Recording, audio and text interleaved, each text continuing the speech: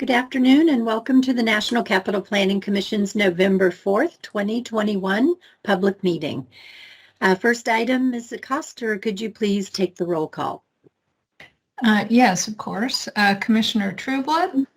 Here. Commissioner McMahon? I am here. Thank you. Commissioner May? Here. Commissioner Argo? Here. Commissioner White? Vice Chair Here. White? Excuse me. Commissioner Wright? Here. Thank you. Commissioner Dixon? Here. Thank you. Commissioner Cash? Present. Commissioner Davis? Here. Thank you. And Commissioner Ginsburg? Here.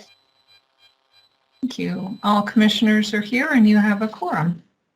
Thank you. Well, I'd like to call this meeting to order. Today's meeting is live streamed and will be available in a few days as a video on Ncpc's website. If there's no objection, the agenda is adopted as published as the order of business.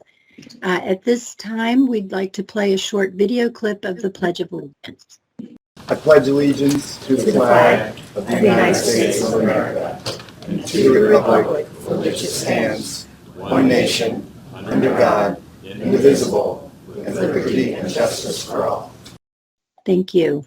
At this time, I would like to pause for a moment of silence for all of those affected by COVID-19 in our nation and around the world.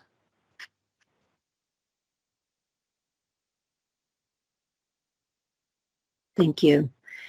In response to the COVID-19 guidance on public gatherings, Ncpc will conduct its meetings online until circumstances change. I want to share how we will be continuing to conduct commission business with this guidance.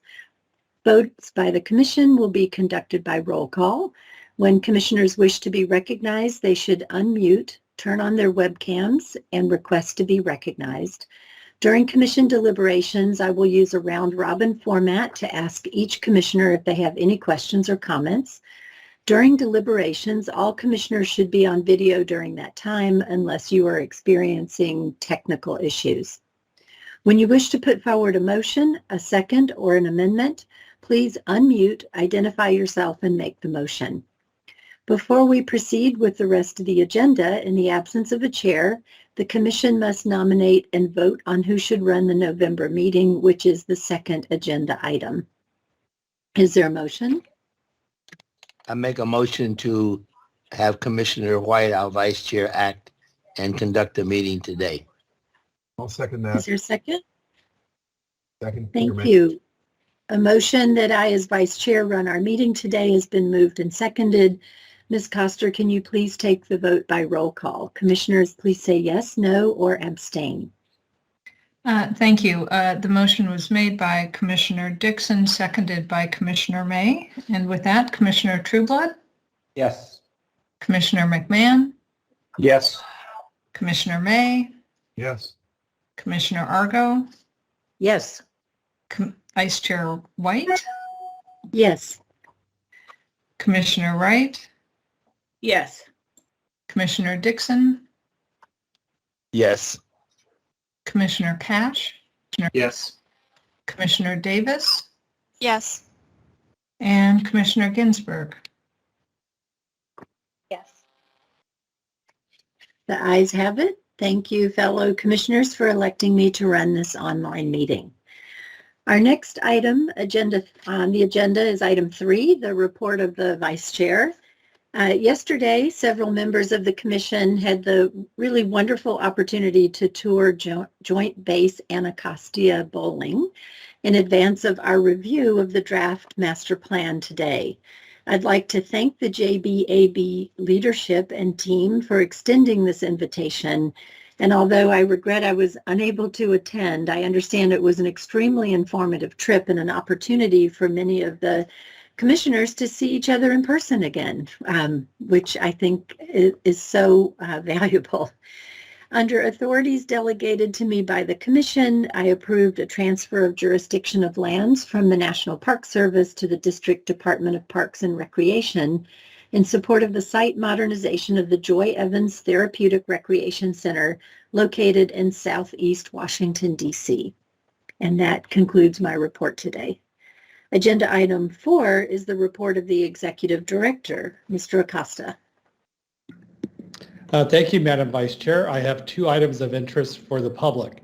The Federal Capital Improvements Program funded report for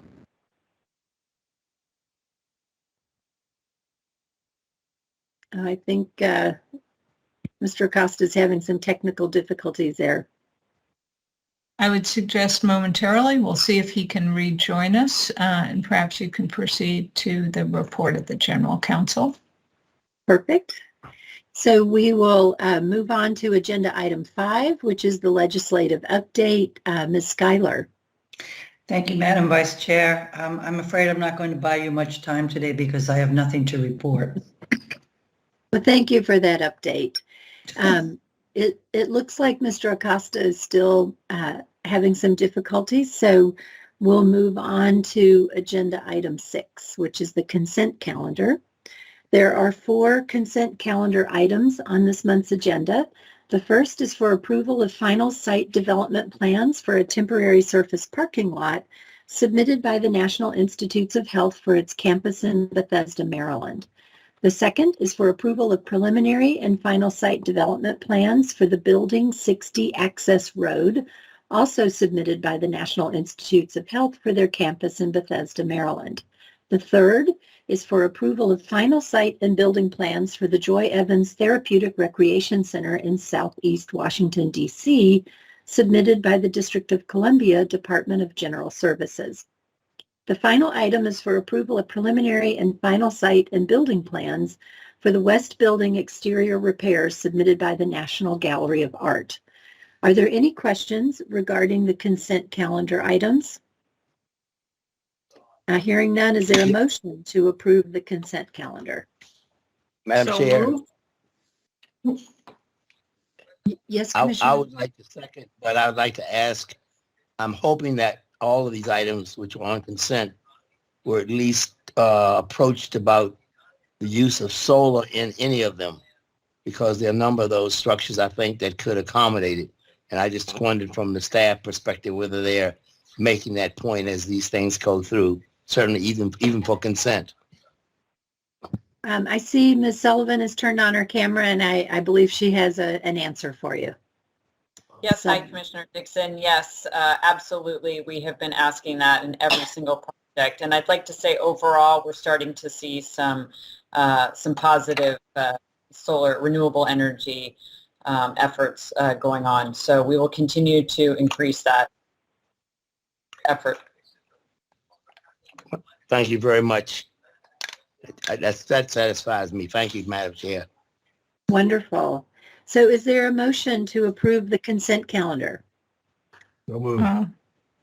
I think actually Commissioner Argo moved. Oh, okay. Yeah, and Commissioner Dixon offered a second, and then his question.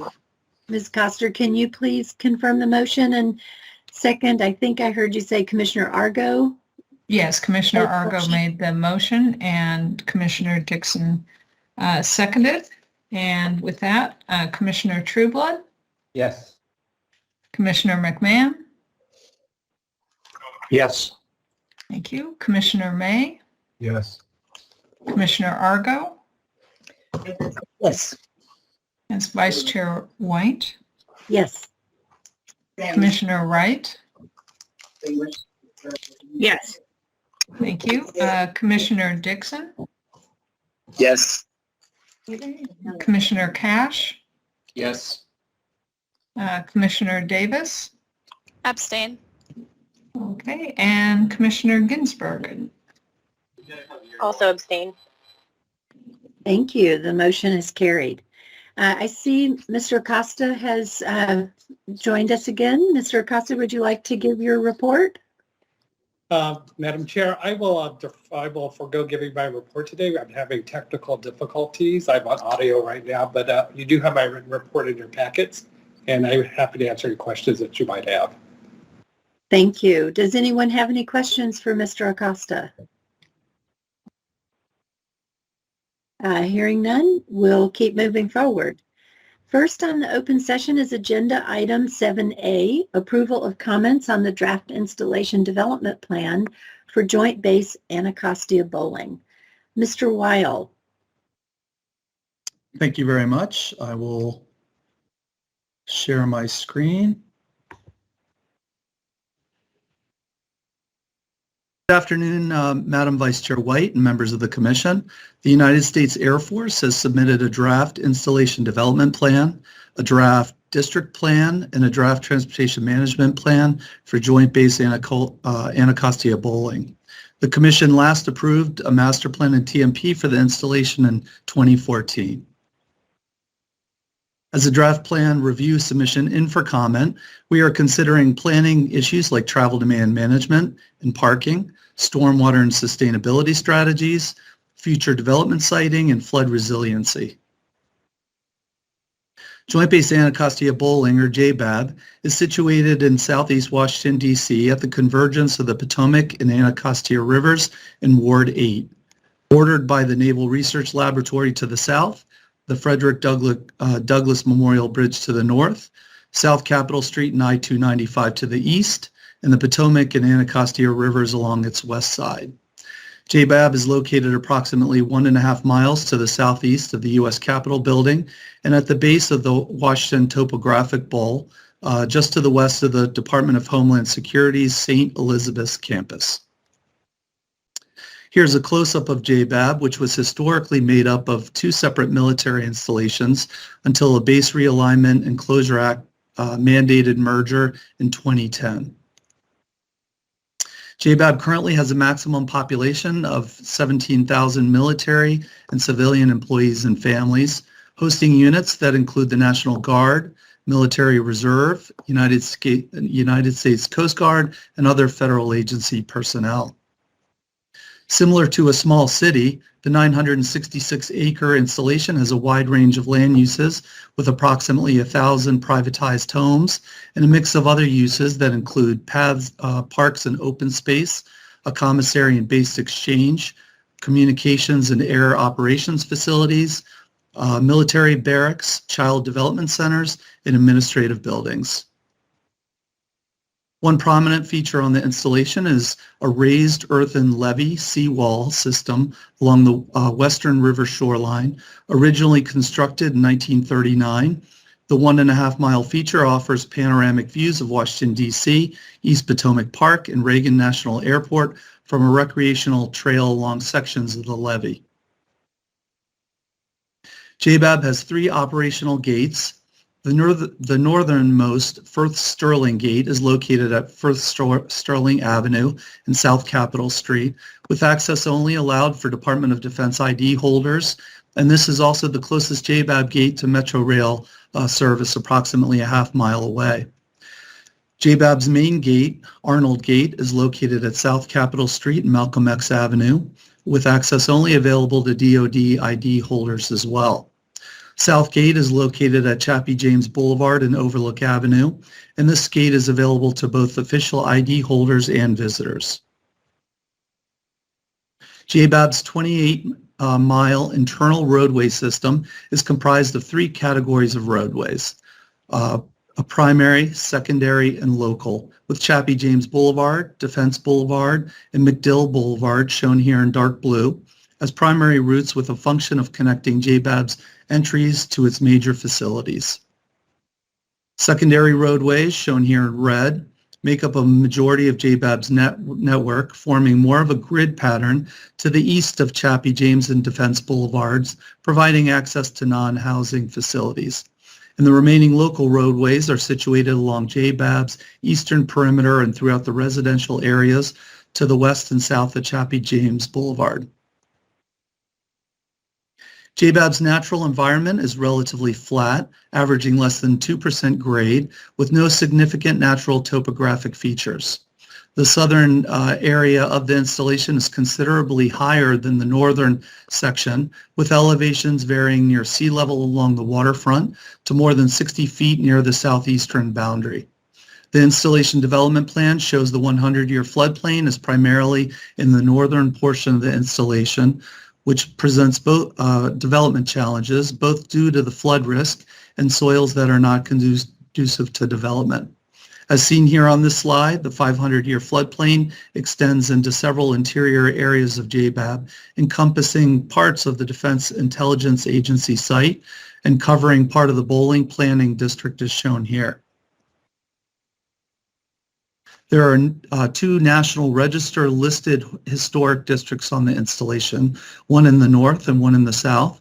And the map on the right shows 272 acres of land that is dedicated to privatized housing on the base through long-term leases.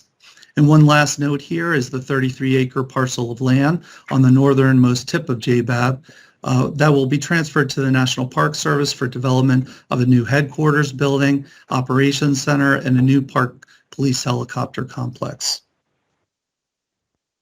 The Air Force submission assumes a 10,000 person increase on the installation over the next 20 years, with a total of 13 near-term projects, and 4 of these are currently funded at this time.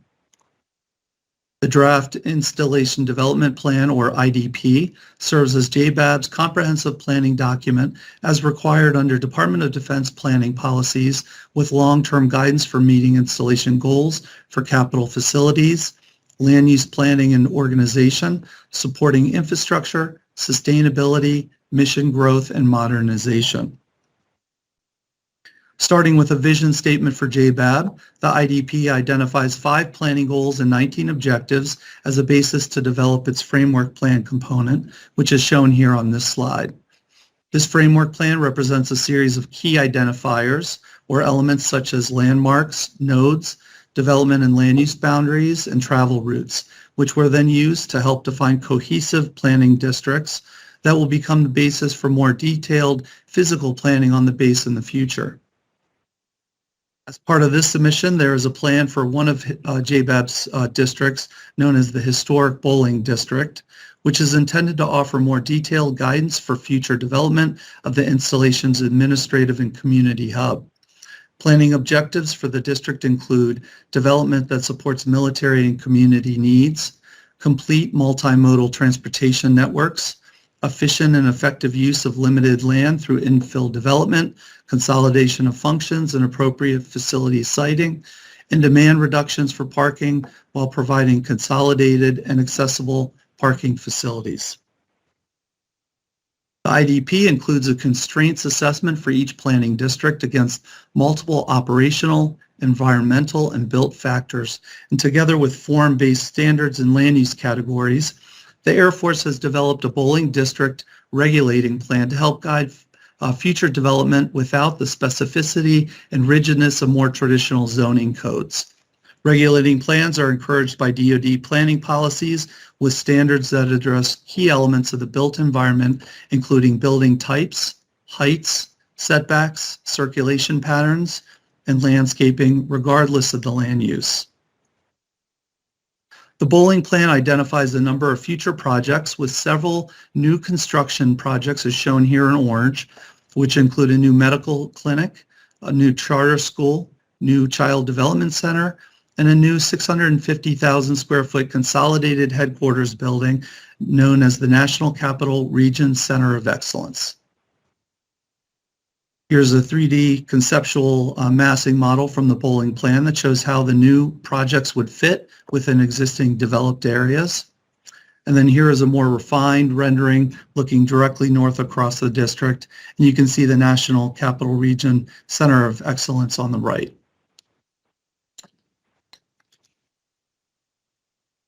In terms of future installation-wide plans, the IDP shows a priority on establishing a more multimodal transportation network on the installation with a series of transit nodes, more extensive shuttle service, and a connected network of multi-use trails and bicycle lanes. Building on this future network, the draft Jbab TMP proposes multiple transportation demand management strategies, including establishing a metro bus route that connects each Jbab gate, expanding and increasing the utilization of the Jbab shuttle service, integrating Jbab with an external bike share system, accommodating future commuter ferry and water taxi service, and reducing the number of employee parking spaces on the installation. A recent commuter survey by Air Force planners showed that 2% of Jbab workers regularly telework during the pandemic. However, this trend is not expected to continue based on mission requirements for many Jbab personnel that require on-site presence to fulfill their job duties.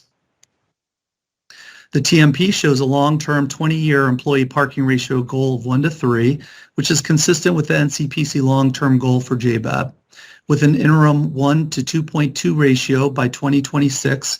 And we note these future mode share goals in our final executive director's recommendation.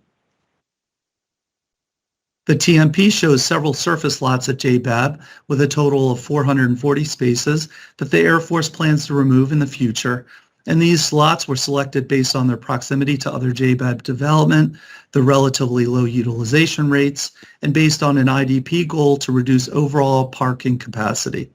We note that it will be important to track the installation's mode split improvements to make sure that Jbab stays on their path toward attaining the 1:3 long-term goal should planned parking reductions and/or population growth do not occur as anticipated. We include requests to review the Air Force's future TMP monitoring data in our final recommendation, and this is based on our new Transportation Element Agency reporting policy. The IDP indicates that Jbab continues to address ongoing subsidence and flooding issues within its Anacostia district, and this was also documented in the previous 2014 master plan as well. In addition, the IDP acknowledges that flooding is likely to be exacerbated by sea level rise in the future. We note that the Biden administration recently reinstated Executive Order 13690, which revises the elevation and flood hazard area based on the 500-year floodplain for both critical and non-critical development actions. With the possible expansion of the existing DC Army National Guard facilities, as well as new Bolling District development, the Air Force should revise the IDP and Bolling District plans as appropriate to show how they will comply with the Executive Order 13690 guidance, and we request this additional information as part of the final Executive Director's recommendation. The Bolling District Plan represents a thoughtful look at how to create a denser, more walkable area through realistic planning proposals with infill opportunities, additional bicycle infrastructure, development nodes, and smaller intersections and blocks. The district would have new development, again as shown here in orange, with a new charter school, child development center, new medical clinic, and the National Capital Region Center of Excellence. We recognize the benefit of potential future additional infill development here, both in creating a denser, more diverse area and in reducing the need to develop open space elsewhere on the installation. So should additional future development become necessary, we would recommend that the Air Force prioritize new project placement on surface parking within the district in areas outside of the flood risk area, and we note this in our final Executive Director's recommendation. And finally, related to future development and redevelopment, we believe that the final IDP submission should include parking design guidelines that show how to incorporate stormwater and sustainability features like new trees, plantings, pervious paving, solar panels, and electric charging stations. And this would be in an effort to help Jbab meet its stormwater and sustainability goals and objectives. Regarding landscaping and a key IDP strategy to increase tree canopy on the installation, we note that the previous 2014 master plan included a landscape design framework plan to help unify the visual appearance of the installation, and we recommend that the Air Force include landscape guidelines in the final IDP submission to help continue to provide this type of planning guidance for future projects. Also, it would be beneficial if the Air Force identified areas where new tree planting should be prioritized, such as along roadways, to create more attractive streetscapes, in recreational areas to provide shade and protection from the weather, and generally in areas where new trees would have an especially positive benefit. And so we convey this idea to the Air Force as part of our Executive Director's recommendation. Regarding the Biden administration's focus on climate change and sustainability and resiliency, the Air Force should show how Jbab will address renewable energy goals and actions through the final IDP submission, so these can be incorporated into early design of individual projects. This graphic from the 2014 master plan, which shows multiple future solar generation areas, is illustrative of the kind of information that we believe the final IDP should reflect. The IDP has a number of goals and objectives that speak to protecting and preserving its two formal historic districts and assets. In the District of Columbia, State Historic Preservation Office has expressed an interest in working with the Air Force to develop appropriate design standards and to discuss how to ensure that the Section 106 process is effectively incorporated into future planning efforts at Jbab. And we support this future coordination through our final Executive Director's recommendation. In addition, the Air Force should continue to work with GSA, Department of Homeland Security, and DDOT to develop their final IDP, Bolling District, and Transportation management plans to ensure compatibility between Jbab and nearby St. Elizabeth's campus development. And we also urge coordination with DDOT to help implement the TMP's proposed strategies. Finally, we note that the Air Force plans to develop a programmatic environmental assessment once the IDP has been finalized, with plans to assess potential impacts from future development through project-specific environmental assessments. And we request that the Air Force invite Ncpc to participate in its future NEPA studies. So with that, here is the Executive Director's recommendation, which is divided over the next 4 slides. You also have a hard copy of the recommendation in our staff report to the Commission. So as I have already summarized the recommendation through my presentation, I would like to now introduce Colonel Robbie, who is the Vice Commander of the 11th Wing at Jbab, and who would like to provide a brief statement on behalf of the Air Force. And then Colonel Robbie and her team will be available for any questions from the Commission after they conclude. Thank you. Hey, good afternoon, everybody. Thank you so much for allowing us the opportunity to join you today. And we especially want to thank each and every one of you as you participate in this commission and the efforts today. We understand that it is definitely a partnership that we have with the community, and we couldn't do our job without the continued support and partnership that we have with you all. So again, from the bottom of our heart, thank you so much for being a part of today. Here at Jbab, we consider ourselves the sentinels of the Capitol as we provide a military community along the waterfront. And our mission here is to provide security and readiness for the entire National Capital Region. We are transparent in our installation development plan. We understand that requires the support with your team as well. And so we appreciate the team coming out yesterday, getting eyes on the installation and the facilities and our efforts and what we're trying to do. We're trying to keep an environmental focus as we continue to improve this installation and being completely transparent with you. We continue that support and communication efforts, and we look forward to having whatever questions you may have at this time.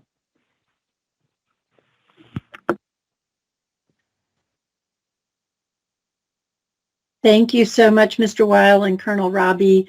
We really appreciate you being here and having your leadership team here with you to answer any questions that the commissioners may have. And again, thank you for your hospitality yesterday for the tour. So at this point, I'd like to open it up to the Commission for discussion.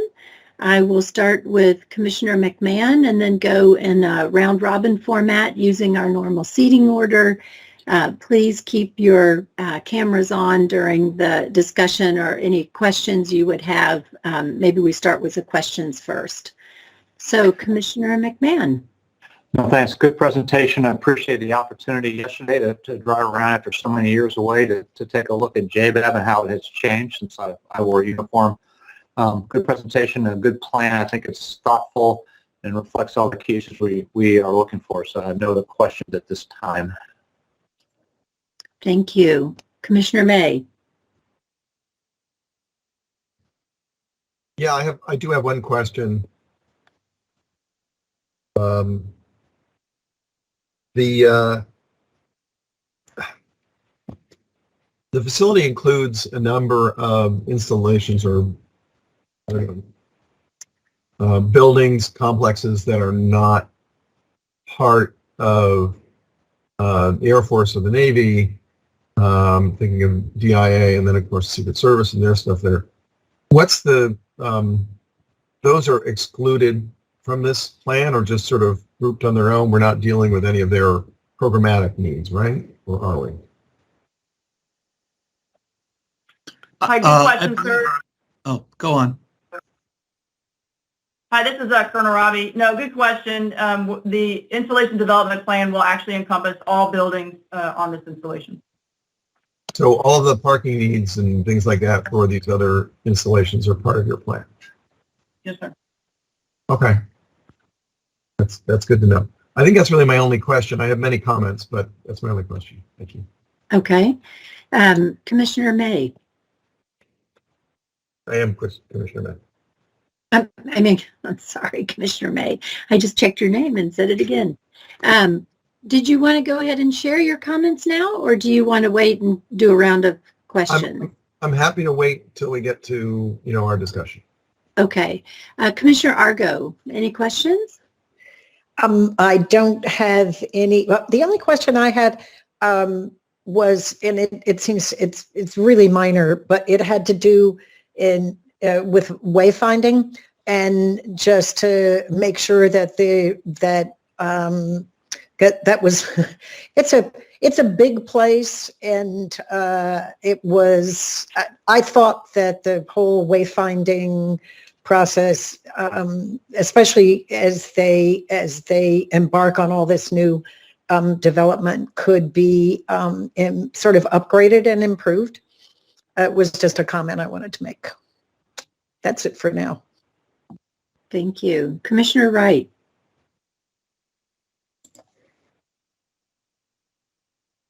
I don't have any questions, but I do want to say I regret missing yesterday, especially since I was the one who asked for the tour.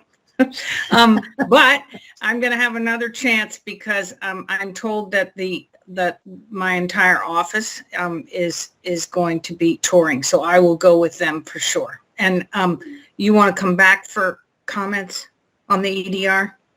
Yeah, I think so. Commissioner May pointed out it's probably best to get all our questions out first. Thank you. Yeah, no questions. Thank you. Commissioner Dixon. Yes, and no question, but thank you for the tour. I think I asked raised the concerns I had yesterday while with the crew. Thank you. Thank you. Commissioner Cash. No questions, but I also want to thank everyone at Jbab for the tour. It was very informative. Thank you. Commissioner Davis. No questions. Thanks for the presentation. Commissioner Ginsburg. Also no questions, just a request to be invited along with GSA since I couldn't make it as well. So thank you. Thank you. Commissioner Trubler. You got it. Thanks, Commissioner Wright. No questions from me. Thank you. So why don't we go another round for comments, on the presentation or EDR, and starting again with Commissioner McMahon.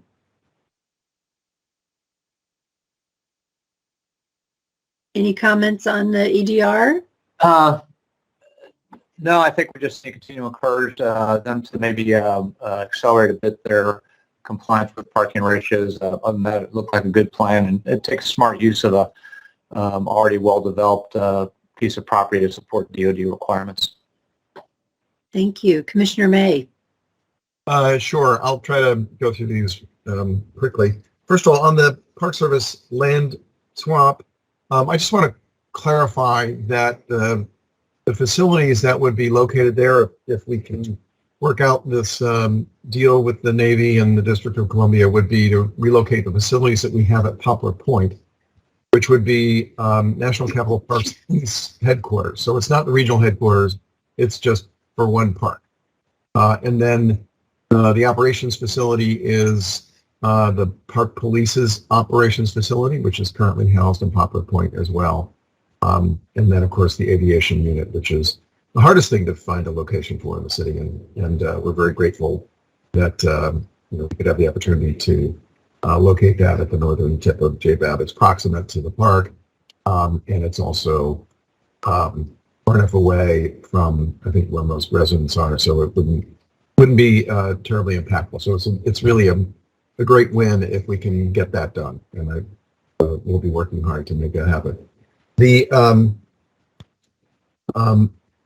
There are many commendable things about this outline of the plan that we've seen so far. Certainly, the idea of more compact and walkable development in certain portions of it is extremely important. The introduction of more cycling infrastructure would be very helpful. When we were out there yesterday, a bit hard pressed to spot any bicycles. I think I saw 4 adult bicycles. There was a gang of kid bicycles at one spot, but 4 adult bicycles, and one of them was mine, and one of them was on the roof of a car. And so there's really not a lot of bicycle use. I only saw 2 bike racks right now. I see that, from the plans that we actually reviewed today, that there are 20-some bike racks distributed about the campus, but it would be, I think, extremely important. And it's just such an ideal opportunity. It's flat. It's easy to ride. It would be a great place for a bike share, even if it was just internal to the base. Some sort of bike share system for people to get from one place to another. Because I'm sure there are many people who just hop in their car because it's not very pedestrian friendly or the distances are too great. And it just would be great to allow people to get around and get some exercise at the same time. The other thing I noticed is that the sidewalk infrastructure is currently significantly undersized. I mean, most of the sidewalks that I saw along major roads were 3 feet wide, or looked like they're about 3 feet wide, and there were many curb ramps that were missing, or that should be there for people who need the ramps, who are in wheelchairs, or who even can't negotiate curbs very well. So I think all of that I think is going to be included in the plan, but I would just be as aggressive as possible in doing that. I'm really curious to see how a trail connection to the South Capitol Street Bridge can be made. I know that there is some talk of that, some aspiration to that. If you look at Google Maps and where bikes can go, supposedly it's there, but it's not really there, or at least I couldn't find it. So, I think that would be an important thing. If not for people, for the general public to ride through the base, which I understand could be problematic. But at least for the people who are on base to be able to get out into the city, because the South Capitol Street connection is the obvious one. Or just getting into the park, right? Going from there and going north to Anacostia Park and the Anacostia Riverwalk Trail and connecting into the trail network more broadly along the river and further up. I think that would be a critically important thing. I did notice that there was some mention of EV charging stations for vehicles. I certainly would hope that there was substantial thinking going into how such facilities can be planned, because it is the wave of the future. With so many car makers going all electric, I think it would be a huge thing to be able to have that kind of infrastructure. And there's so much work that needs to be done. And of course, still many vehicles for many years that will be there. So I think as aggressive as possible on EV charging stations. I think there also should be consideration to e-bike charging. So that's a lot less complicated. All you really need is an outlet. And there are so many e-bikes in my neighborhood and so many in cities around the world. It's I think that's one thing that we don't really think very much about when we think about the future of how people commute to work but I think battery-powered bicycles are going to play a huge role, and they should. And this goes back to the whole biking infrastructure and the trail connections as well. But having opportunities, and maybe they have to be indoors at some of the buildings as they are developed, but absolutely it should be part of the thinking.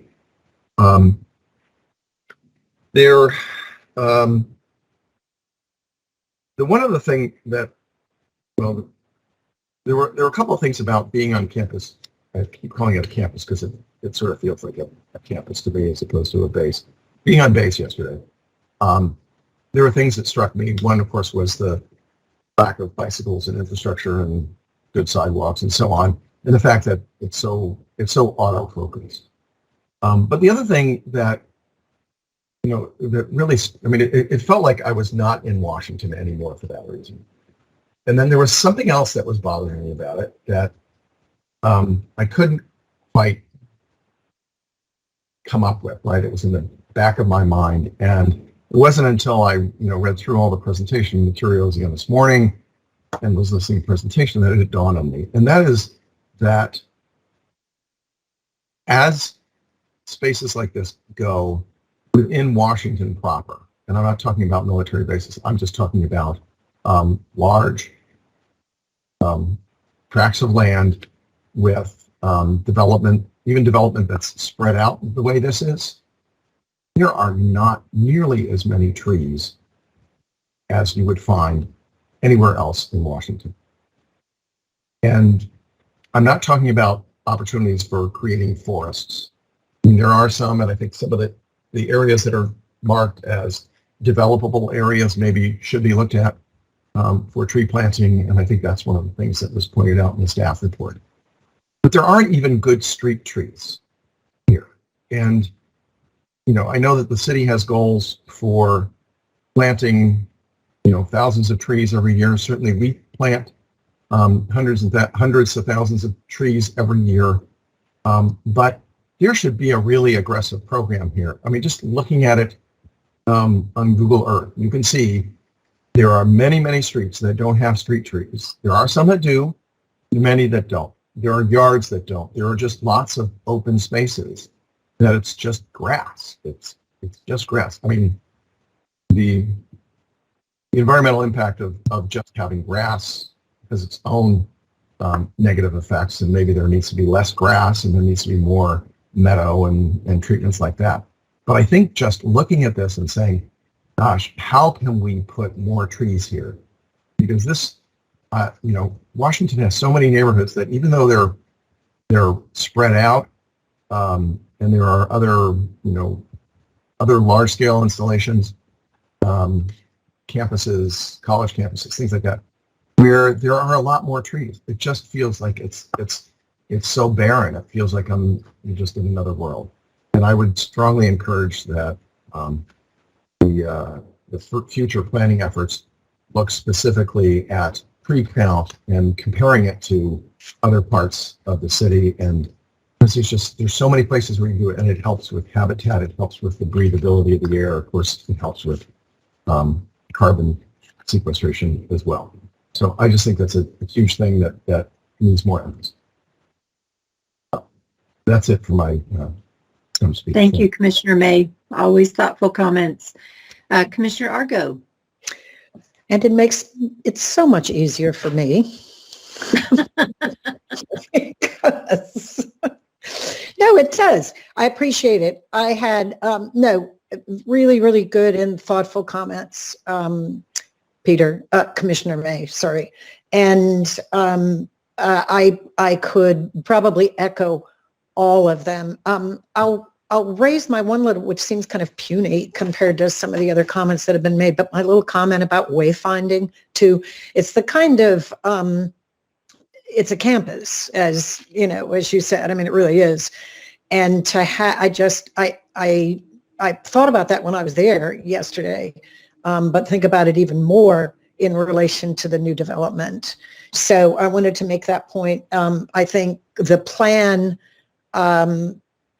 I think the point about having a very specific, I remember working on this when I was at American University, having a very specific and thoughtful tree plan as part of this submission should be paramount. I remember, I didn't mention it when we were walking around, but I remember thinking about that. Not only were there were really few trees compared to the size of the land and the property and the installation, which was interesting. Or any other, really foliage, garden, anything like that. And I understand it. It's a military base. We're not talking about a garden center. We're talking about a military base, but I think it's something to be included in our recommendations, I hope. I enjoyed it. I think it was really, really useful for us to visit. And I look forward to see how this is going to move forward. Madam Chair, if I could have a go back. Sure. So to Commissioner Argo's comment on wayfinding, I am so glad you brought that up, because I said, well, it's something I didn't think of as it was happening, but yeah, it was the same way. I mean, I rode my bike there from where I live on Capitol Hill, not very far away, but I have to say, I had a hard time finding the places that I should be. I didn't bring the map that I was supposed to bring. But I was looking for signs that said, like, this is where the visitor center was. And I didn't see any of that. And so I think the most basic signage would be a big component of this, especially since there's like no other order to it. It's a lot of roads that are not in a grid. There's no numbering. They're named after people. It's hard to find your way around. So it's very important. The other thing I want to say is that, as I recall, American University is a certified Arboretum or something like that, isn't that? Yes, it is. Yes, it is. I don't know how you do that, but I think maybe we should look into that and see if, in fact, the trees and the landscape generally at this base could be so improved that maybe they could get Arboretum status. Wouldn't that be something that? Just a thought. I bet they haven't thought of that. So. Very inspiring. Thank you, Commissioner Argo. Also, always thoughtful comments from you and all the commissioners. And now we're want to hear from Commissioner Wright. I just have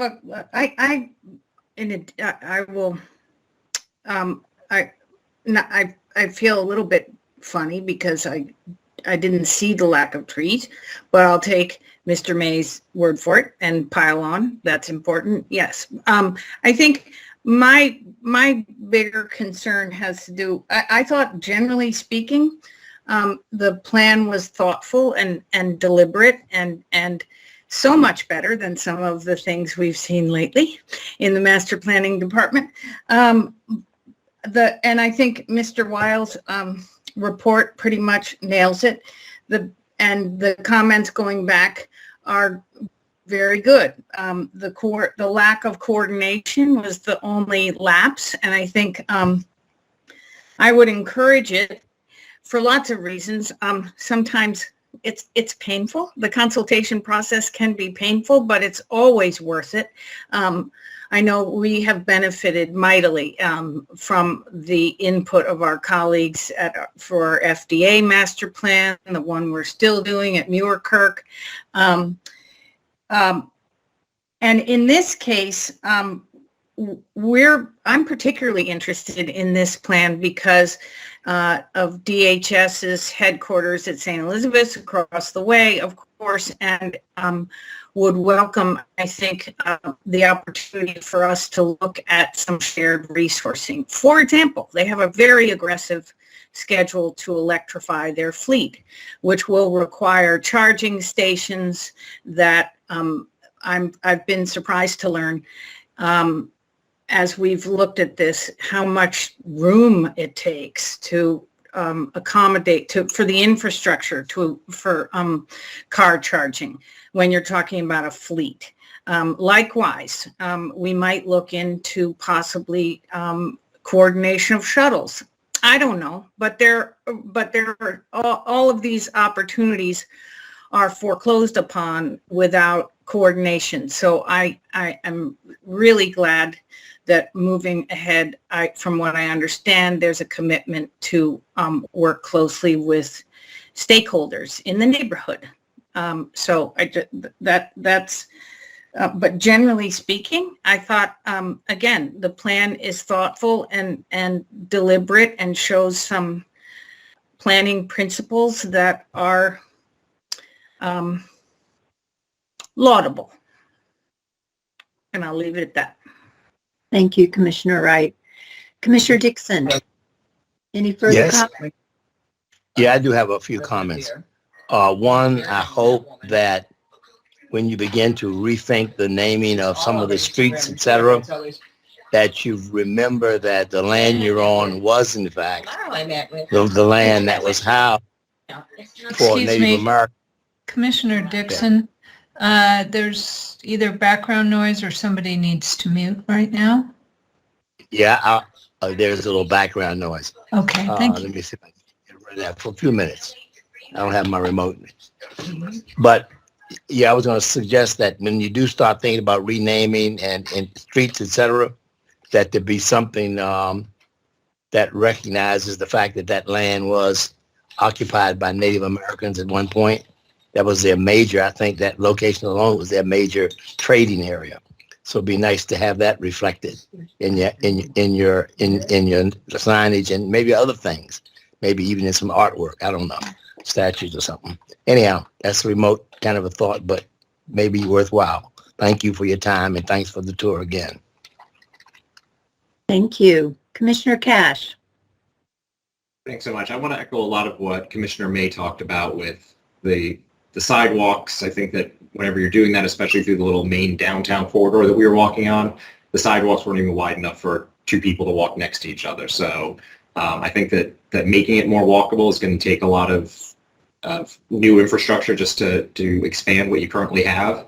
And I also want to reiterate on the bike issue. So I hadn't thought of this while I was there. I mean, I did see a few folks on bikes, but to the extent that you can work with the district even to look at opportunities, I think that it's a very bikeable campus because, like other commissioners have said, this feels like not just what we think of as suburban DC. It feels like the exurbs. There's a lot of roads. There's not a ton of cars that we saw when we were driving around, even though there seems to be a ton of parking. But I think if you could even work with the district, maybe see if it's possible to put capital bike share in there, and maybe that increases modes of transit to get on and off the base. The middle gate is right there on Malcolm X Boulevard, which has bike lanes that could bring people right to the metro at Congress Heights. The north gate is right there off Firth Sterling, which would be a short bike ride to be able to get to the metro. All observed when we were coming out of the base in the middle gate, we saw someone who must live on base or work there. They were actually walking across the streets and walking into the base. So I think that if you could get internal circulation and maybe work with the city to come up with some agreement to let the bikes come in and out, that could really connect this base to the rest of the community.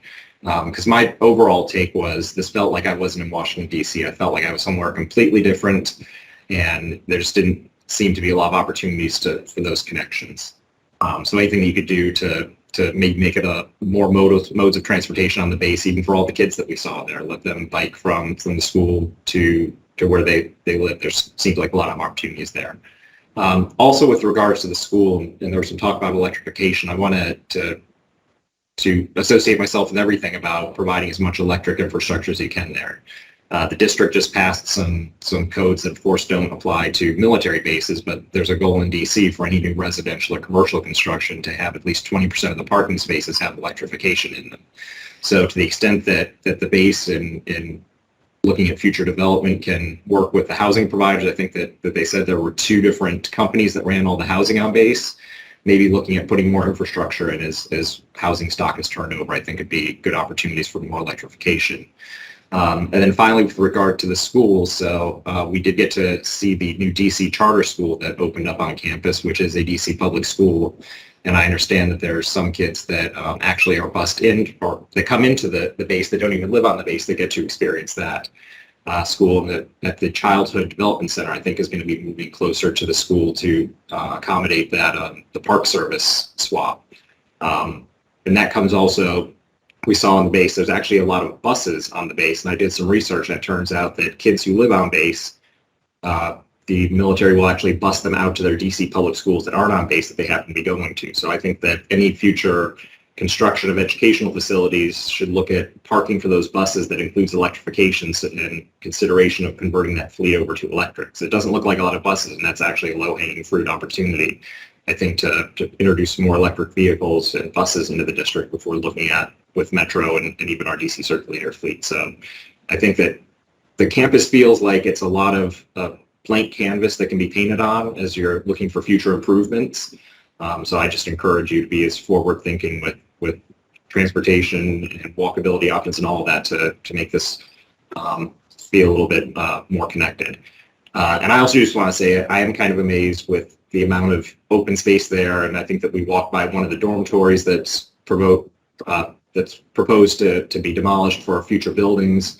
And it was just kind of unfathomable in the District of Columbia, where we have such great needs for housing and space and all that there's 10-story buildings that only the first 3 floors are occupied. And it's kind of like tons of unoccupied space for residential. I know that, unfortunately, given the location here, there's not a lot of opportunities to ever maybe do land swaps with the district. It's just geographically not there. But I just do want to acknowledge that it's kind of a lot of opportunities for more density and to maybe integrate with the city. So thanks again for the tour yesterday. Thanks for the presentation.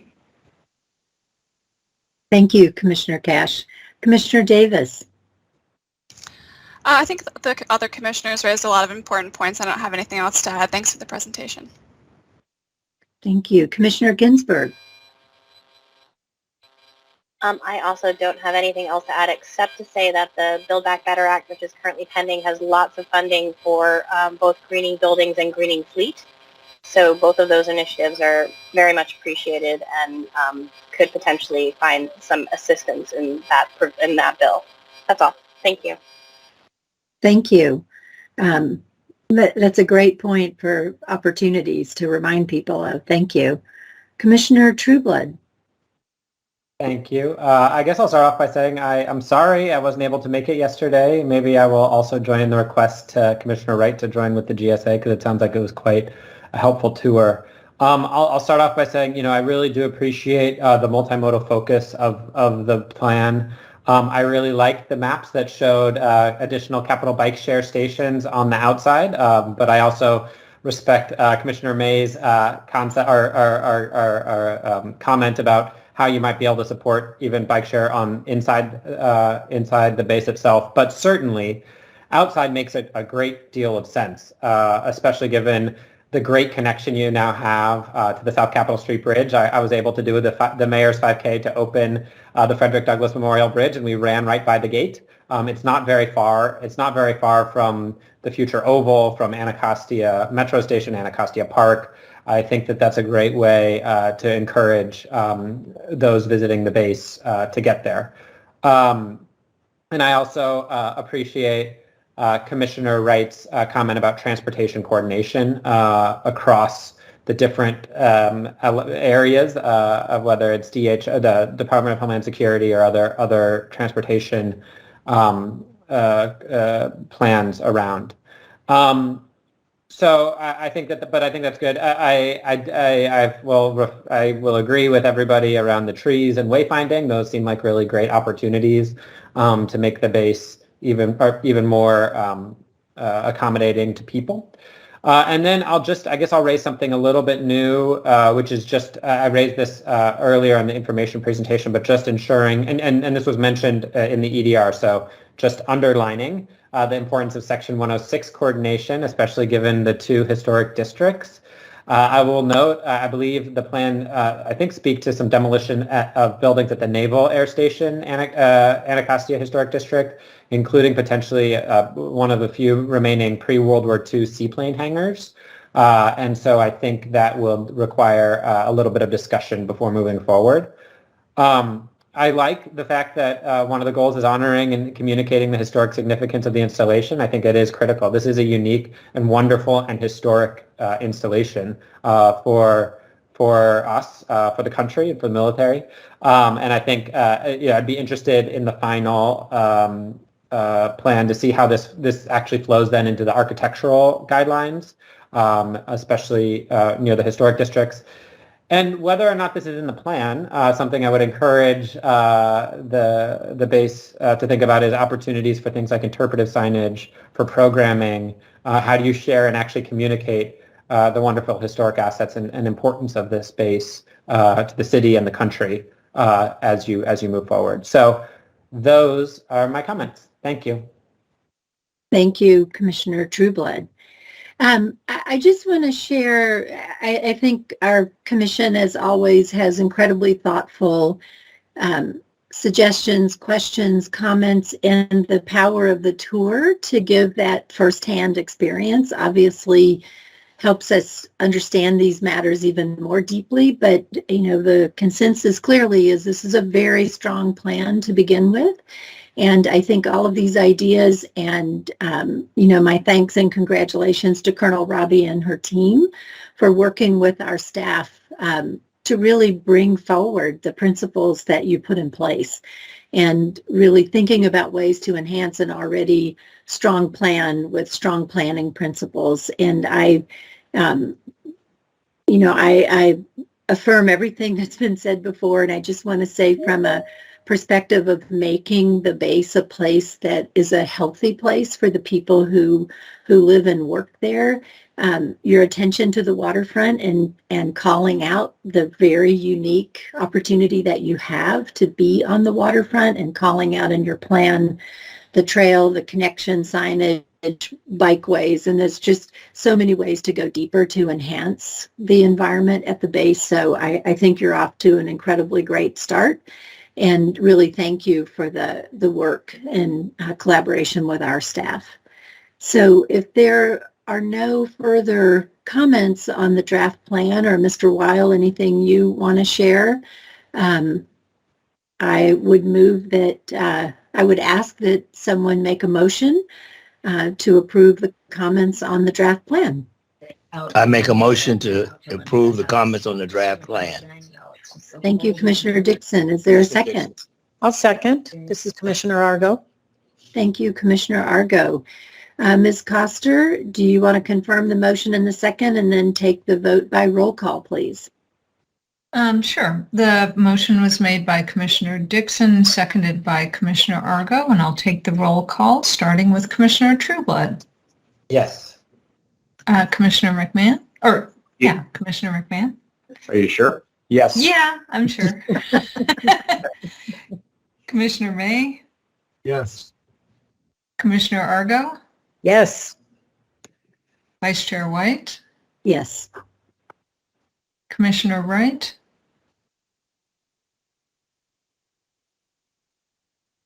Commissioner Wright?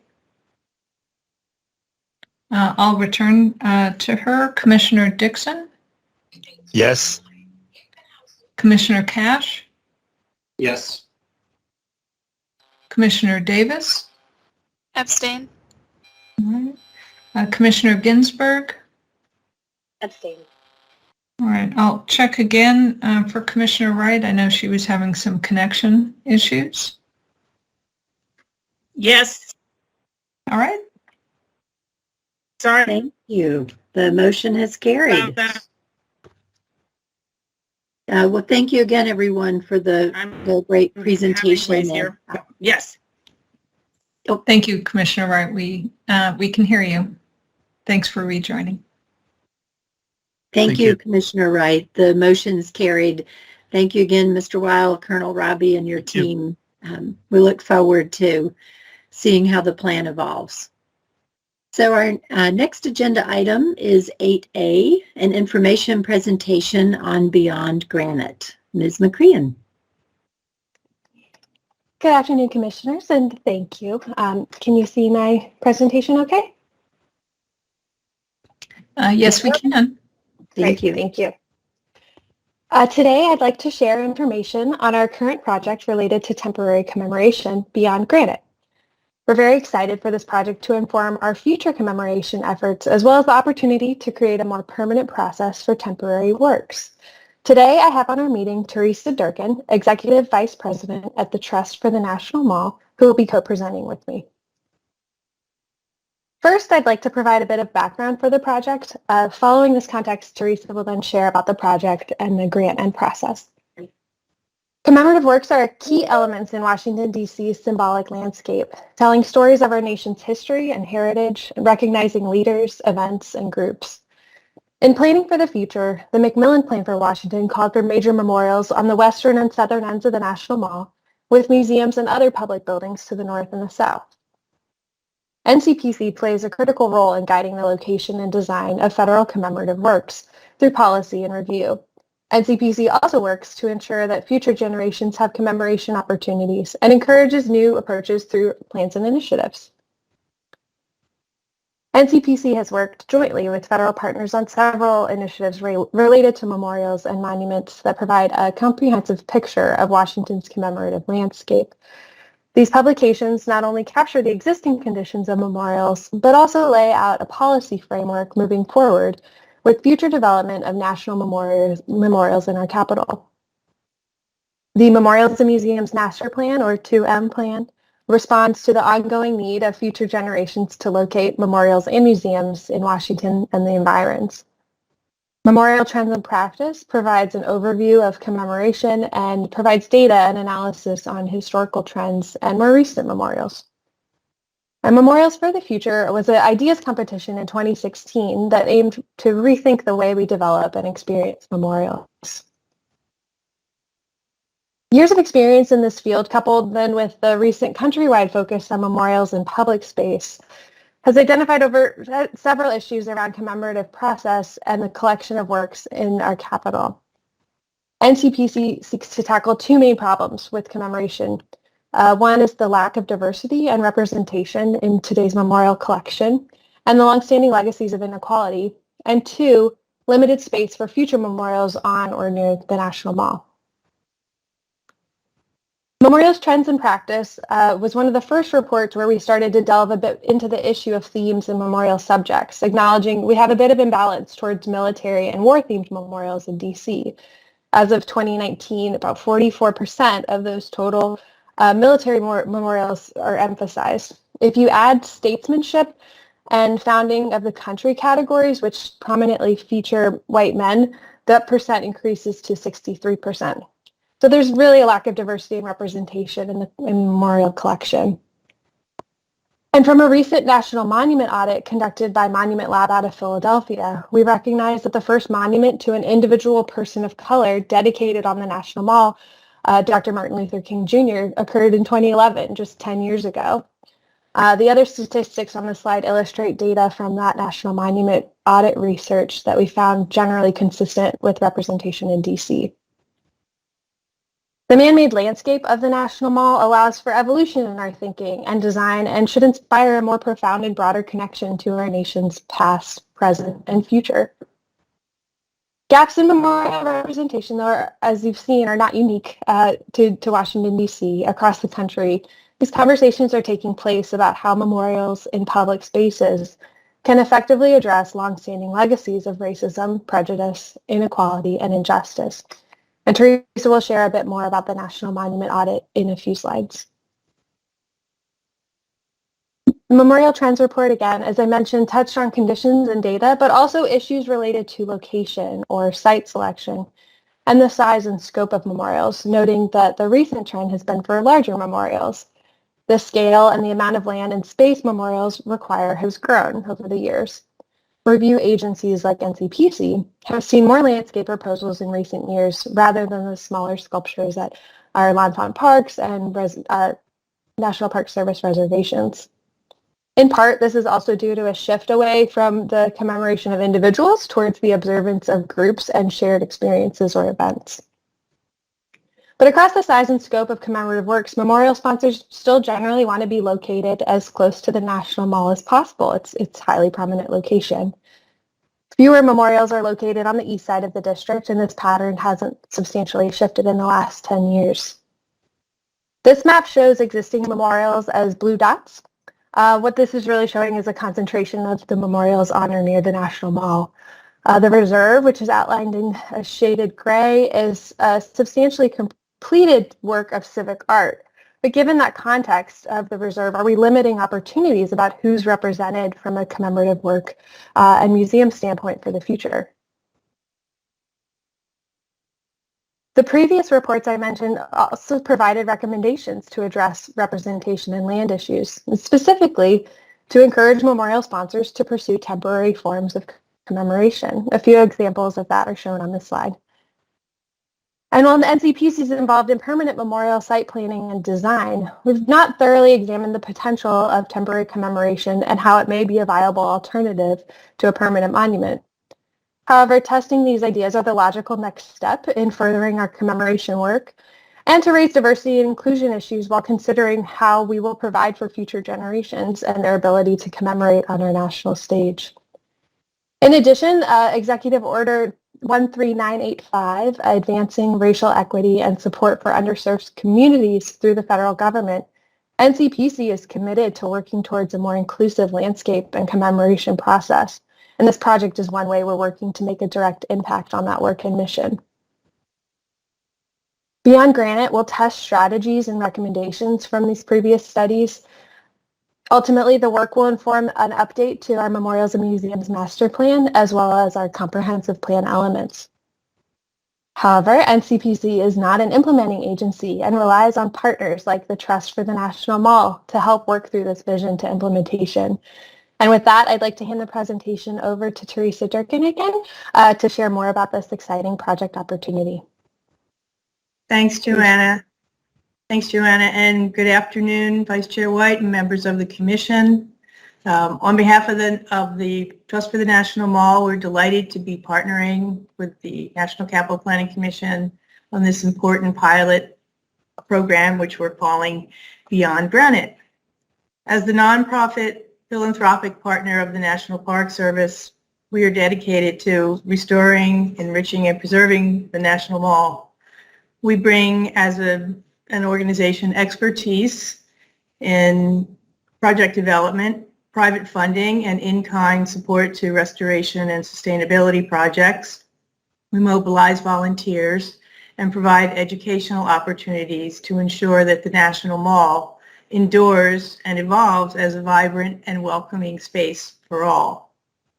At times over the last 14 years, the Trust has been asked to support the installation of temporary commemorative works on the National Mall, and we're actually seeing an increase in these types of requests over the last 2 years specifically.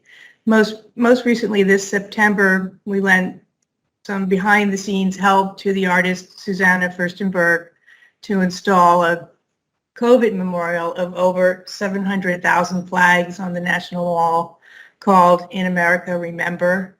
And I'm sure you all saw it. It was a powerful visual experience that marked this very sad moment in time in the pandemic that we are all still living through. This effort took almost 5,000 volunteer hours that helped to contribute to the installation and the de-installation on the National Mall. So these types of projects can take a tremendous amount of effort. And historically, the National Mall has served as our nation's public space to gather, unite, protest, and exercise the principles of free speech and the freedom of assembly. And the National Mall should inspire us. It should inspire a profound and broader connection to our nation's past, present, and future.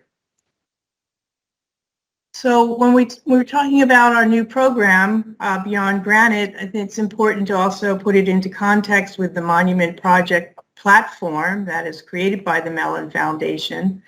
The foundation has made a $250 million commitment to transform the nation's commemorative landscape by supporting public projects that are more completely and accurately represent the multiplicity and complexity of America's stories. Launched in 2020, the Monuments Project builds on efforts to express, elevate, and preserve the stories of those who have often been denied historical recognition, and explores how we might foster a more complete telling of who we are as a nation. Joanna shared with you some of the outcomes of the work of Monument Lab, located in Philadelphia, another Mellon grantee. And their researchers spent over a year scouring about 500,000 records of historic properties created and maintained by federal, state, local, tribal, institutional, and publicly assembled sources. So their work and audit, as well as ours, which is about to begin, is all happening at a pivotal moment in the national conversation that we're having about monuments and memorials.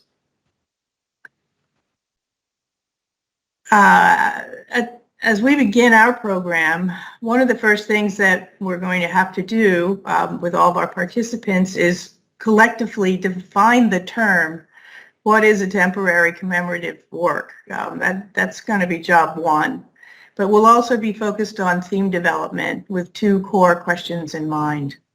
How do we expand our memorial landscape to highlight underrepresented themes or subjects and topics that may touch on an uncomfortable part of our history?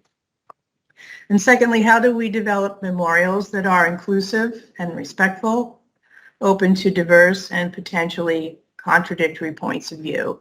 So we will need to have some of these conversations as we go through the program over the next 27 months. So theme development, the scale of installations, the duration, and site selection all need to be very carefully considered as a part of this pilot project. Our goals here, not our goals, but our program elements will include outreach and collaboration with peer organizations and individuals, a robust public engagement program. We have to plan with everyone, all of our stakeholders in our community, initiate and solicit project concepts, because our goal is to actually install at least 8 to 10 commemorative installations on the National Mall, Pennsylvania Avenue, and at other locations in Washington, D.C. over the period of the grant. After we select, we'll award these projects, and we will actually help the artists and the organizations behind the winning concepts to install, we'll actually help them to manage the installations. And finally, we'll create a key findings report to help guide future installations. This is a really important component of the project, as all aspects of the planning and program development, public engagement, research, and data collection and installation process will all be documented and evaluated in this key findings report. We're organized this way. It's really a unique opportunity for collaboration and dialogue between federal and city officials, curators, artists, architects, community leaders, and scholars to learn about why and how we can make positive changes to the commemorative landscape. So this is kind of our org chart of all the different agencies. We'll be appointing a steering committee, jurors, other consultants to work on this project together. And to paraphrase Elizabeth Alexander, who's president of the Mellon Foundation, when she talks about this work around monuments and memorials, it is work that is just beginning. As part of this effort, we will also be joined by, as you can see here, the National Park Service, the Smithsonian Institution, U.S. Commission of Fine Arts, and the D.C. Office of Planning will also be joining Ncpc and Trust in this work. Some of our consultants here are Van Allen Institute, well known for their work in design competitions, managing and organizing design competitions, which this program has a component of. Urban Studio, and Dr. Elizabeth Morton, who will all aid the project through program development, research and evaluation, public engagement, stakeholder workshops, and developing and executing the design competition process. This collaboration will reflect the diversity of the American people and will promote equity, inclusion, and accessibility at every turn. So, of course, site selection is a really important element of this, and prominent locations on adjacent and or near the National Mall will be considered. This area receives a whopping 36 million visitors a year, more so than just about any other place that I've ever studied, and it has over 1,000 acres of open space, green space, public space in the district in Washington, D.C., including parks like Lafayette Square and Freedom Plaza. This will be one of the key sites that we'll be considering for the installations. And then Pennsylvania Avenue, of course, is one of Washington's and the world's most recognized streets, physically and symbolically connecting the U.S. Capitol and the White House. And Ncpc already has an initiative for Pennsylvania Avenue that promotes connectivity and engaging visitors while retaining the avenue's representation of dignity and democracy. And we think that temporary commemoration works on this avenue would elevate that initiative while also featuring prominently at this iconic location, and Ncpc is calling America's civic stage. Pennsylvania Avenue on the southeast side of the city will also be considered for potential installations. And then the neighborhoods throughout the district will also be looking, as you see on this map, lots of different potential sites, with attention to the communities on the eastern side of town where there are very few monuments or memorials that exist right now. So that's a third key site that we'll be looking at over the 27-month period of the project. So finally, here we have a timeline that spans, we're in planning now. The grant was awarded just at the end of September, so we're just really getting started. It will span all the way through 2022 and 23. We're planning a large workshop in January. We'll kind of kick off all the participants will come. And this is a rather fast-track project. We're looking to have our design competition piece of this in a short period of time, really through March and May, and we would like to be able to actually install a handful of these installations in 2022 between June and March. Just in the fall of 2022, and then the second round would be again in 2023. So workshops and engagement would continue throughout the whole project. That's a huge and important piece of this, to continue the dialogue, to report on progress, and to share what we are all learning together. So again, to reiterate, one of the main goals of this whole project is that this demonstration, this pilot, will establish the basis for a long-term program that will diversify representation within the commemorative landscape in Washington, D.C.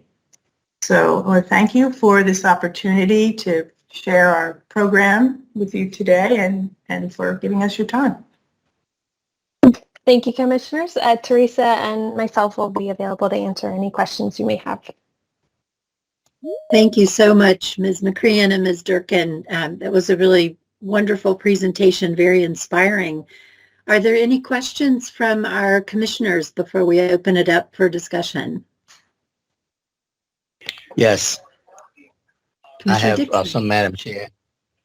First of all, as you said already, but I would go further and say I'm very excited about what you're doing. I think I've been around a lot of war memorials. And as much as I've been a uniform wearing person in military, I have consistently voted against them, which was contrary to my but just because I thought that we have too much study and recognition of war on our mall, and we need to move away from it as much as we possibly can, I think. Certainly away from war, period.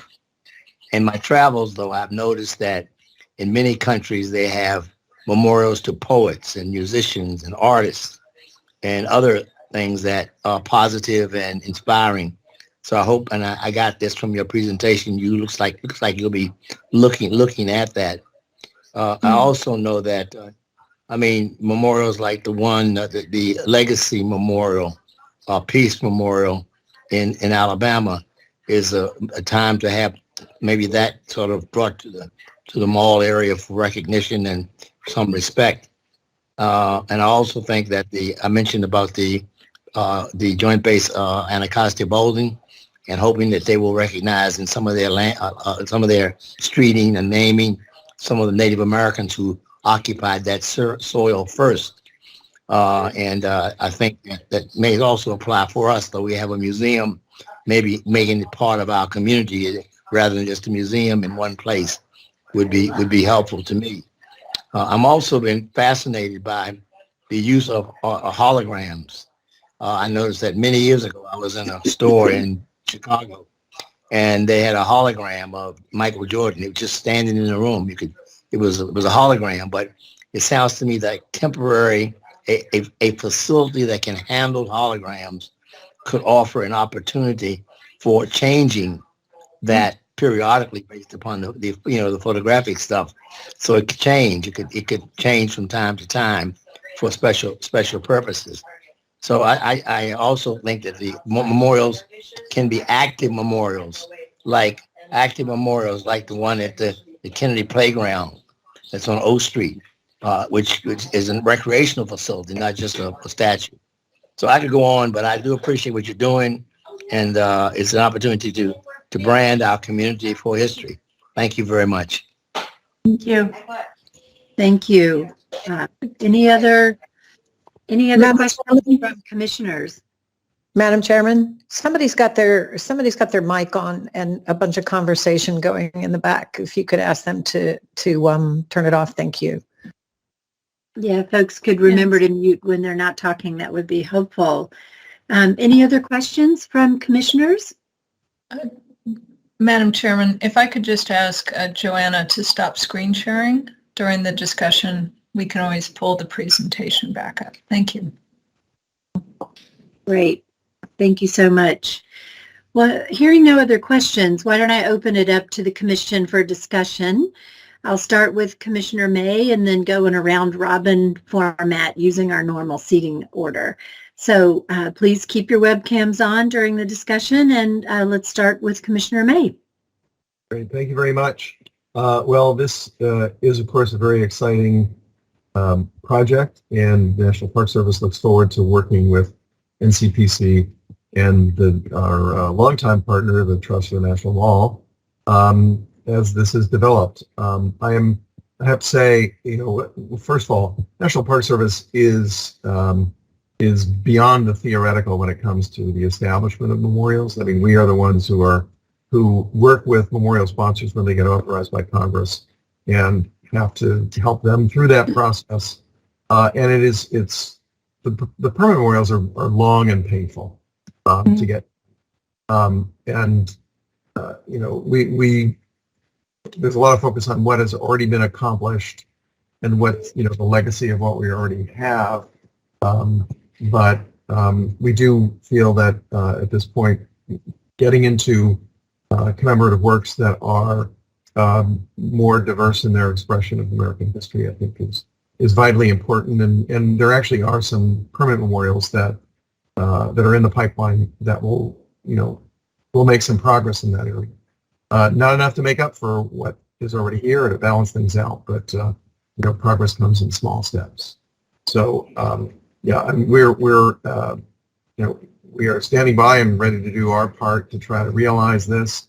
I do, because it serves a broader goal in the commemorative sphere. I'm really encouraged by the prospect of doing some things away from the mall. I know that means less eyeballs on, but I think that getting that the commemorative landscape extended further into the city, and it serves a dual purpose. Some of these things can actually become destinations for people, and so it not only gets exposure to the cause, but it gets exposure to the neighborhoods, and it connects those neighborhoods to the monumental core of Washington. So we're hoping that those sorts of efforts will be realized as well, and it won't just be about staking out some land in the most prominent places on the mall. So I've rambled on enough, but thank you very much for the thorough presentation. This is the most information I've gotten about the plan so far, and look forward to working with you as it all gets realized. Thank you. Thank you. Thank you. Commissioner Argo. Let me turn that on. There we go. Just a couple of brief comments.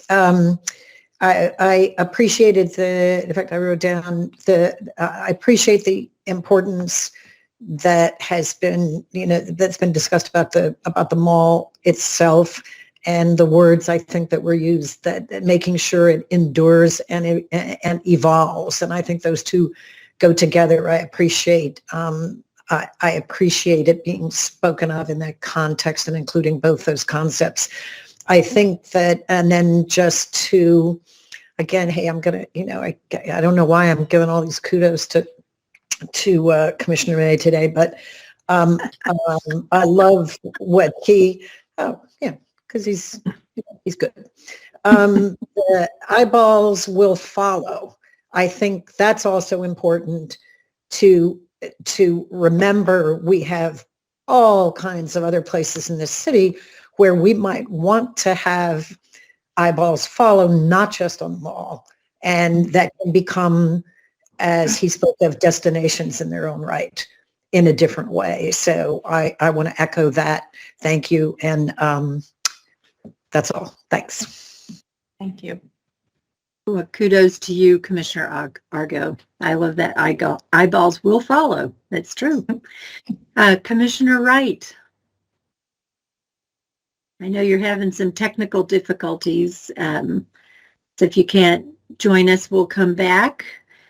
Sounds like that's still the case. Commissioner Dixon, any further comments? I have none. Thank you, sir. Commissioner Cash. Thanks so much. So, I could probably go on about commemoration all day, but I just wanted to share a few thoughts that I've had. And I had the opportunity to speak with Joanna and staff a few weeks ago about this issue. But I think that from the district's perspective, this kind of work is really important, but it also emphasizes the unique nature of the district, where a lot of the commemoration that goes on in DC is on federal land. They are federal commemorations. And it's always really important to think about the context of, for example, we have the Statue of Lincoln over on Capitol Hill. That's a federal area. It's a statue that went up many years ago, and it's been the subject of I wouldn't say controversy, but a lot of important discussions on commemoration in that neighborhood. Even though that's a federal commemoration, that's something that a lot of the local folks have to see. And we also just have kind of that tension, especially around here at the Wilson Building and the commemoration that goes on around here. We have our own two statues out in front of the building. So there's just a lot of interplay with the district and the federal assets. And then we even have the really unique case of our World War I memorial that's actually on National Park Service property on the mall. So it's good to be thinking about the district and the context there.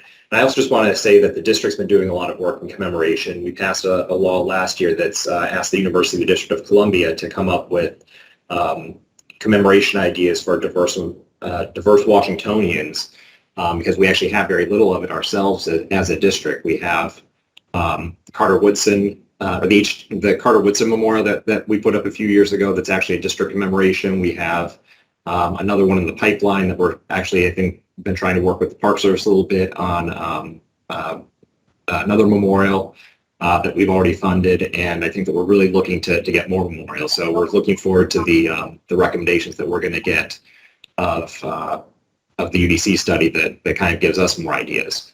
I also want to talk about when we were discussing those the Commemorative Works Act amendments that we did a few years ago. One of the tensions that we really found in talking about memorials kind of spread throughout the district versus should we have more things like at the Johnny Wilson building or other things here. And we were kind of two minds of it. And I think that it's just a balancing act. So to some extent, you want to have commemoration out in the neighborhoods where folks can get to it, where they might not have many commemorative works or even other public art projects. So there's value in having those in the community. But the flip side of that is when you have a very prominent commemorative work that you want to put in place for maybe a prominent person here, it kind of elevates the stature if you're putting it more in the downtown core where more people can come in and those eyeballs will see it, because a lot of other folks that might not be in the district might not go out there. So it's just some of the interesting tensions that we talked about when we were debating, should we say there should be one memorial in each ward, or do we just have a very good conversation about where we do that? And the final thing I'll just say is that the district, we've also been doing a lot of work on racial equity. The council has set up a new council racial equity office. And actually a few months ago, we had our first commemorative work in the district that's gone through the racial equity process, where that office developed a report on it. And it had some interesting findings, actually. This was the Lincoln statue that was commissioned by the African American Civil War Museum. They'd applied to the city to be able to put that on public space. It was another Lincoln statue, and the racial equity impact analysis actually raised some, I wouldn't say questions, but it got us thinking about, okay, here's another commemoration of a white person, and what is the interaction with people in the community thinking that? It's just, there's a lot of deeper kind of layers to the onion sometimes when you think about that. And to the extent that your work could be helped or guided by it, I'd offer the council's racial equity office. I know that Ncpc's work with them, but just kind of thinking through some of those issues and the larger context, especially when we're talking about what's the nation's capital, but also home to 700,000 Washingtonians. So I appreciate the work you're doing. I think it's going to be very insightful, and hopefully can provide some good information for the district as we think about kind of increasing our commemoration program here locally. Great, thank you. Thank you. Commissioner Davis. Yeah, thank you so much for this important discussion. Really appreciated hearing about the findings and the suggestion for the temporary commemorations as an alternative here, and looking forward to seeing the work that you all do. Thanks. Commissioner Ginsburg. I also really appreciated the presentation, and I'd just like to say that it really does go along with the efforts of Chairwoman Maloney, who's still working to get the National Museum of the American Woman built in or around the National Mall. So representation really matters, and thank you for the work that you're doing. Thank you. Thank you. Commissioner Trueblood. Thank you. It's a good presentation. I agree with much of what has been said before. For those who don't know, I think you all know Commissioner May leads up NCMAC, National Capital Memorial Advisory Commission, maybe. And I am the chairman of DC's Commemorative Works. Did I get that right, Commissioner May? NCMAC? Yeah. Yeah, all right. And I'm the chairman of DC's Commemorative Works Committee. Commissioner Cash mentioned a little bit of the work we're doing, and I was so happy to see the slide that you included of work that we're doing to think about locations throughout the district to put commemorations and to diversify our commemorations. So I think it's a good group of people to present to, and I think I'm glad that we're all on board in moving forward. I guess, and if you're interested, for anyone interested, we're actually having a Commemorative Works Committee meeting next week, but we have them and you can sign up to join them monthly. That was something we got going. We kind of got it revitalized a few years ago and have been working with the council as well to make sure that our processes are up and running to support local commemorative works. I think what I'm excited by is, I think a bit of a broader shift here. Which is to say, what are we commemorating and why? It's not just about marble and about valorization and about potentially kind of a whitewashed victorious history. It can be about the complexities, and I like that, that we have complex histories. There are good and bad things, and pretending that it's all clear and righteous, I don't think always serves the right purpose, because we have to deal with the complexities today and into the future. And so I'm really excited by this discussion. Not only how do we tell these complex stories, but who have we missed? What have we missed? And I think these are these are generational questions, and I think this is a very good start in having them. And I'm hoping is just the start of a much broader kind of thinking and rethinking about what we commemorate and how we do so in the city and in the country. Thank you. Thank you. Thank you, Commissioner Trueblood. Commissioner McMahon.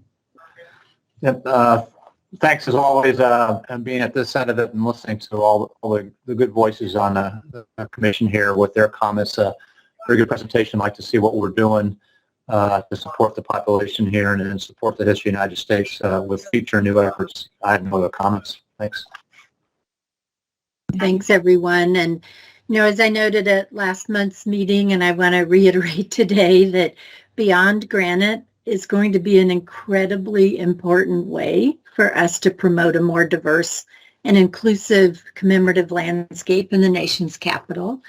One that really ensures we're telling more stories that reflect our country's history, aspirations, and different perspectives. And it's going to be a very important contribution to a broader national equity discussion.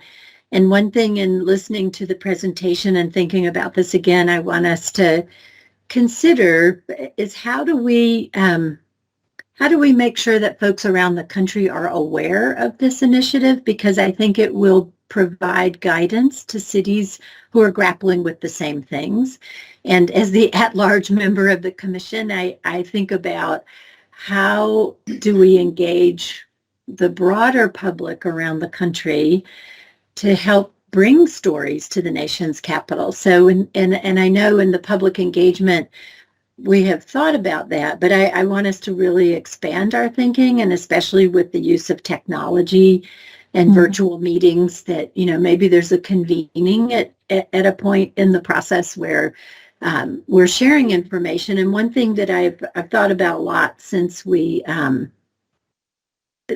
talked about this for a while, and how I'm so grateful to the staff and to you, Ms. Durkin, and this is such an important partnership for figuring out how we do this.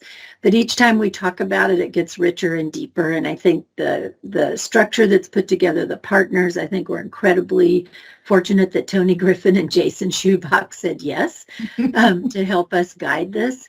But I really do think there's a lot of power in being a guiding light in this conversation from the nation's capital. So I just want us to think about that a little more deeply, and what are cities doing and how can we help inform one another. So again, I just want to thank you for working with us again and in this very powerful way.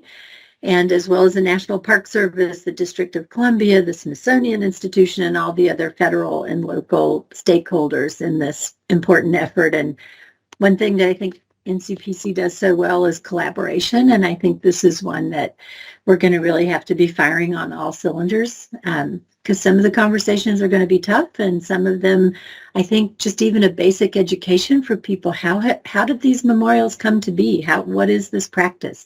How do you even begin to enter that conversation? So anyway, as everyone I think has said, there's so much we could talk about on this initiative. But again, thank you for entering this with us. We really appreciate it. Oh, it's our honor. This is a very, very special project for the trust, and we're inspired every day when we talk to people about it, because people are so enthusiastic. It really is an important moment in time for us to be doing this. Yeah. Thank you. Thank you again. Our next agenda item is number 8B, an information presentation regarding the National Capital Region Facilities Outreach Initiative. And Ms. Free is going to give us a presentation. Thank you. Yes, thank you. Can you see my screen? Yes. Great. Well, good afternoon, Commissioners. The purpose of this information presentation is to brief the Commission on the status of the Urban Design and Plan Review Division's first annual Federal Facilities Outreach Initiative, which took place this past summer and concluded on September 30th. The Commission received an information presentation about this initiative in May 2021, prior to the program's initiation in June. As a reminder, this initiative focuses on federal facilities located within the environs of Maryland and Virginia. For purposes of this initiative, we define federal facilities as federally owned property located in the National Capital Region to include installations, campuses, master plans, and individual sites and buildings. We have also incorporated outreach to the National Park Service regarding park units in the National Capital Region. I will discuss that component of the initiative in a few moments. The outreach program builds upon NCPC's previous and ongoing outreach work, including annual coordination meetings with the Department of Defense, the annual Federal Capital Improvements Program, the Master Planning Training Workshop that we held in January of 2020, and less regular but effective staff outreach on new guidelines and resource guides that is conducted as necessary. So the primary goal of this initiative was to establish an annual coordination schedule with applicant agencies that will result in coordination earlier on in individual projects and master plan timelines, and to ensure that projects are submitted at the appropriate stages for review. We also sought to integrate the Transportation Management Plan, or TMP monitoring schedule, into this outreach. On the information management side, we created a visual, interactive, map-based platform to keep track of and manage the information about each facility, including primary applicant agency contact information, TMP reporting, the congressional districts, the date of the last coordination meeting, and meeting notes. So I'll now provide a brief summary of our work that we completed this past summer. Staff coordinated with approximately 75 different federal sites and installations, as well as 10 NPS park units with various applicant agencies throughout the region. We organized the meetings by applicant agency so we could discuss multiple facilities in one meeting with the agency that is responsible for project submissions to NCPC for each individual property. We have listed here the facilities coordinated, listed alphabetically by applicant agencies that we met with. As a reminder, the applicant agency may differ from the agency that owns the property and may also differ from the agency that occupies the property. Representatives from the local jurisdiction planning departments were also included in the meetings. And prior to implementing this initiative, staff noted several challenges in coordinating with the applicant agencies of these facilities. For example, staff turnover and/or infrequent submissions results in the loss of institutional knowledge of NCPC and its requirements. Even if applicants are aware of NCPC, they often approach NCPC staff too late in the planning process. And NCPC did not previously have a process in place to directly update applicants on our work and how it may impact future project submissions. In review of the initiative's first year, the UDPRD staff concluded that the outreach provided to be a valuable program that met its intended goals. Key takeaways for NCPC are listed here and include reestablishing connections with agencies and contacts that NCPC does not routinely work with, a renewed interest from the local jurisdictions outside of the interjurisdictional review period, especially with regard to coordinating environmental and traffic-related issues, updating and verifying NCPC's records of owner, occupant, and applicant agencies, as well as primary contacts for those agencies, establishing a regular time to coordinate the Transportation Management Plan reporting, and also creation of a new tool, the Facilities Outreach Management System, or FOMS for short, to keep track of important information like the pipeline projects, applicant contacts, meeting notes, and TMP data. We also heard that this initiative was valuable for the applicant agencies. Primarily, agencies were very appreciative of the information shared and used the meetings as a means to train new staff. Applicants also found Ncpc's resource guides very useful and accessible. And they also appreciated having an assigned Ncpc point of contact for their facilities. Ncpc staff also learned valuable insight into anticipated project plan review projects, also referred to as pipeline projects for fiscal year 2022.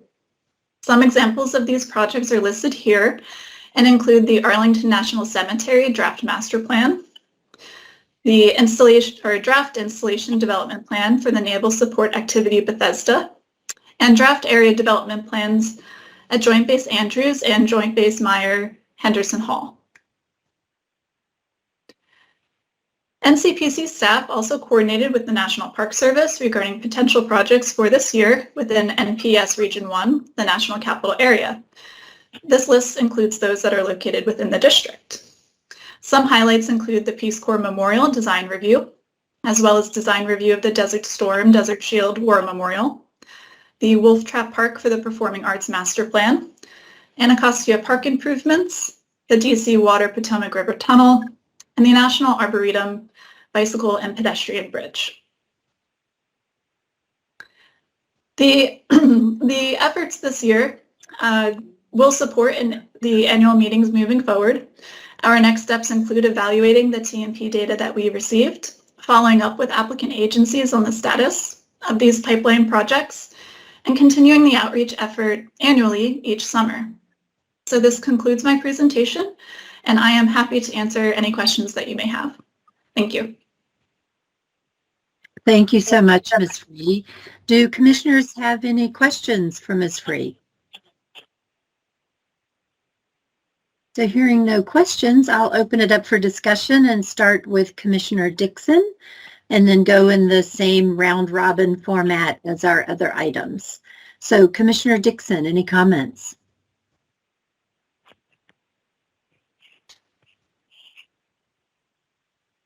Commissioner Dixon? All right, let me move on to Commissioner Cash. We'll come back to Commissioner Dixon. No, I thought it was a very informational presentation. Thank you. Commissioner Davis? Yeah, no comments from me. Thanks for the presentation. Thank you. Commissioner Ginsburg? Also, no comments, but thank you for the presentation. Thank you. Commissioner Trueblood? No, thanks. I guess the only thing I'll notice is I did see Fort Belvoir coming back, so that will be something to look forward to. Thank you. Commissioner McMahon? No, thanks for the presentation and no comments. Commissioner May? I would just say thank you very much for the presentation and all the research, and I think it's very important work just trying to grapple with all the things that are coming our way or that should be coming our way. We're maybe going under the radar. So it's a diligent effort and important work, if not very exciting, but still exciting to some of us. What can I say? Thank you. Very exciting. Thank you. Commissioner Argo?